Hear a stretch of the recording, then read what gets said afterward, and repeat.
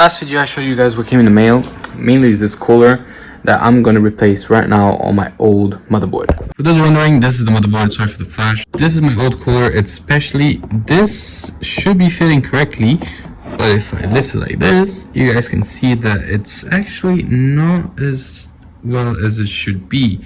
So I got this new cooler that should do the job. First things first, I take off this old cooler and then we open this one up and transfer this good into this. For these old Intel ones, you just gotta twist it and it basically comes off. You just gotta do it in every single one of those and you just wiggle it out.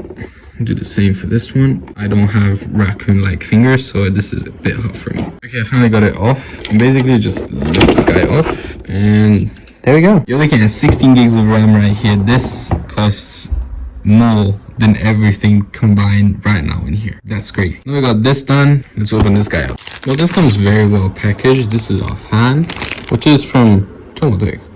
So yeah, here comes the cooler and some other stuff. Ooh. Yeah, I don't really care. This is the cooler. Yeah, there you go. Brand new cooler. Nice. The test.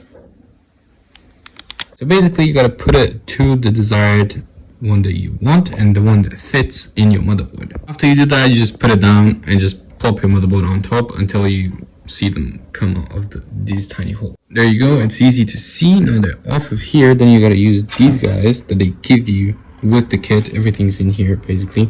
So you got from 1700 and also you got for AM4 and AM5. Then all you gotta do is put these brackets on right here, as you guys can see, on top of these black things that they give you, which is kind of like a spacer. Then you just kind of screw it up. Then we can install the cooler finally. Now that cooler is connected, what you can do to test out if everything fits correctly, you can just hold it up like this and it should be fine.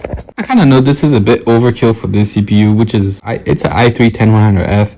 This doesn't need all this cooling. It was the cheapest one I could find. I paid like 10 bucks for it, so might as well just go for it. All there was left to do is put on the fan, which is a very simple install. Just put these brackets on and screw it up, and there we go. It's done. I'm gonna try and buy a new SSD and also graphics card for this, because since it's a 10100F, it does not have integrated graphics, so I do need a dedicated GPU so I can at least turn the system on. Now let me know what would be the best option for a low power GPU, because I won't really need it. Since it's going to be more CPU intensive, I don't need much of a GPU. Also, I want to put it on a low power so it doesn't consume a lot of power, so I can keep it on forever if possible, or until I get tired of it and just sell it as a profit.